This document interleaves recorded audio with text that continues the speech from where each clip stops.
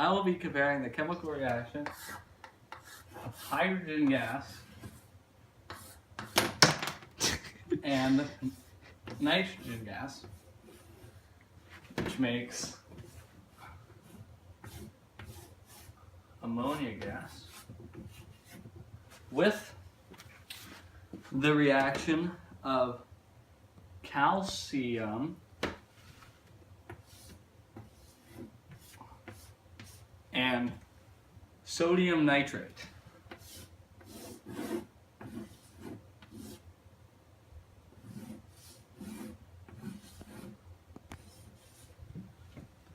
Which makes calcium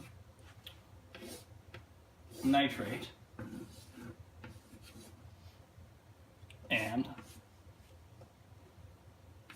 sodium. Let's start with the hydrogen gas and nitrogen gas reaction. From a periodic table, you can find the chemical form of that reaction, such as hydrogen being H and nitrogen being N. From the periodic table, you can find the valence of each of these elements. Since hydrogen is in the first column, it has a valence of 1, and the second column would have a valence of 2. The elements in these columns here, the B columns, have undetermined valences as they are transition metals. So that would be the third column, the fourth column, the fifth column. The fifth column contains nitrogen, meaning that nitrogen has a valence of 5. Once you have the chemical formula, like this, and you know the valences of the elements, hydrogen being 1 and nitrogen being 5, we know that hydrogen needs to either have 8 electrons to have a full valence shell or lose 1 so its previous valence shell is full, because it wants a full valence shell. And nitrogen has 5, meaning it wants to gain 3 to have a full valence shell of 8, because that's the easiest way, not losing 5. So now, since it wants to get, nitrogen wants to gain 3, we put a superscripted 3 over the nitrogen in the compound. And we put a superscripted 1 over the hydrogen in the compound. Now that we have our chemical formula with the superscripted numbers, we have to do the crisscross. That means that we crisscross the 3 over to the be subscripted to the hydrogen, like so. And we subscript the 1 on the nitrogen, like so. This means that our final equation for ammonia gas, that's NH3, goes like this.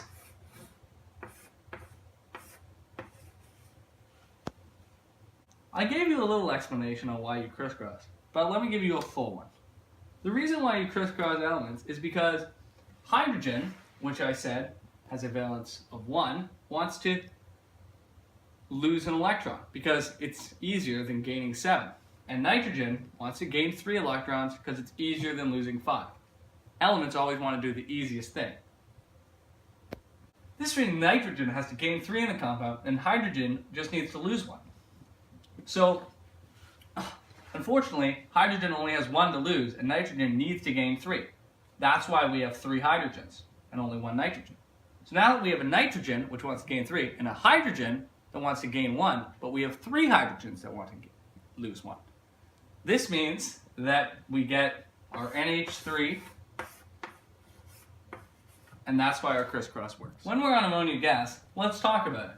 Ammonia gas is actually highly toxic and can be corrosive to the skin, eyes, and any other part of your body. Once we have our chemical equation, we need to balance it.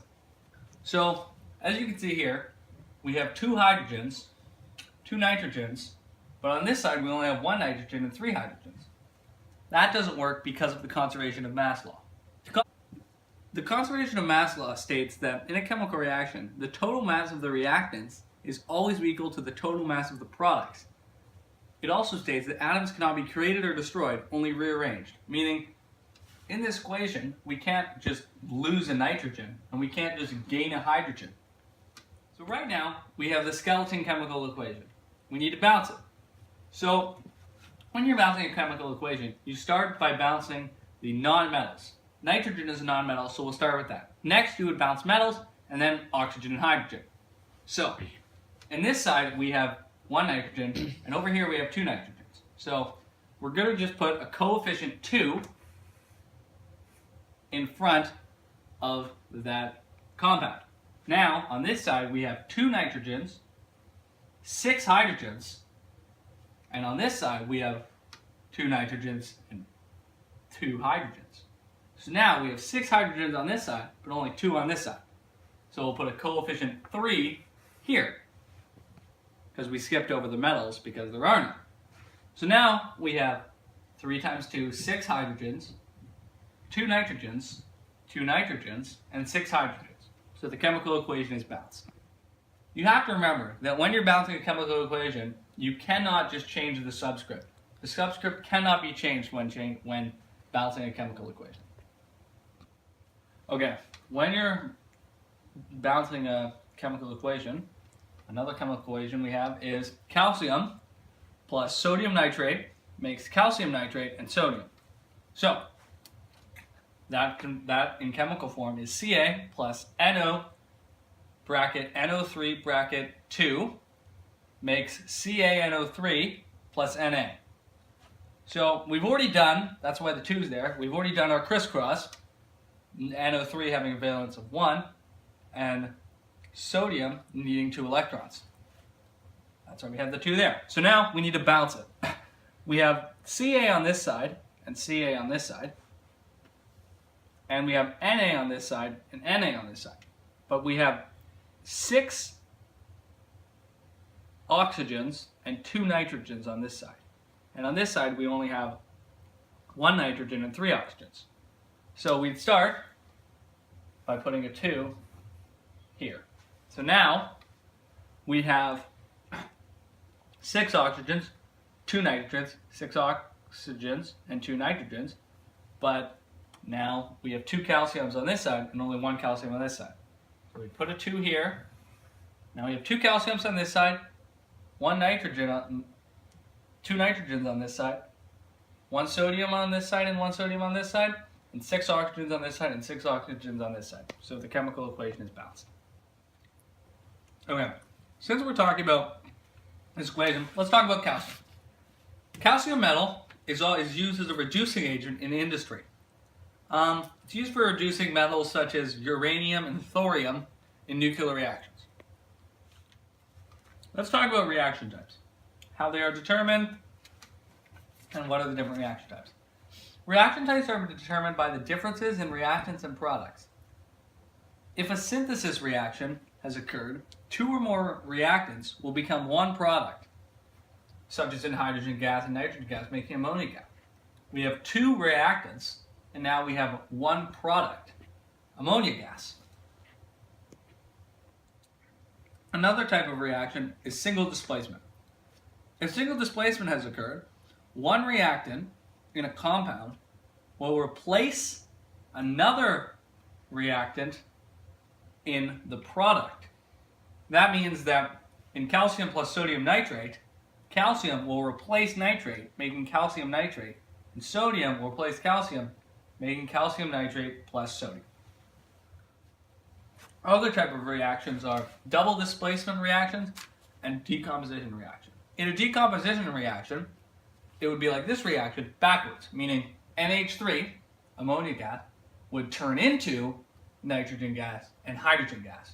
In a double displacement reaction, 2 different reactants in 2 compounds swap places with 2 different products in 2 compounds in the product section. And that's what a double displacement reaction is. So let's compare these 2 chemical formulas. So in this one, it's synthesis, and in this one, we have a single displacement reaction. Also, you may notice that in this equation, it contains all gas elements. Hydrogen gas, nitrogen gas, and ammonia gas. All the gas forms of the elements. However, in this one, it doesn't contain hydrogen, nitrogen, or ammonia, and it doesn't contain any gases. A similarity in these 2 reactions are that both happen to have 2 reactants. However, this one has 2 products, and this one only has 1 product, since this one is synthesis and this one is single displacement. To find out if a chemical reaction has occurred, you need to use Chagall. Chagall stands for color, heat, gas produced, light produced and precipitate produced. So, for example, in this one, hydrogen gas plus nitrogen gas, a gas is produced, that gas being ammonia gas.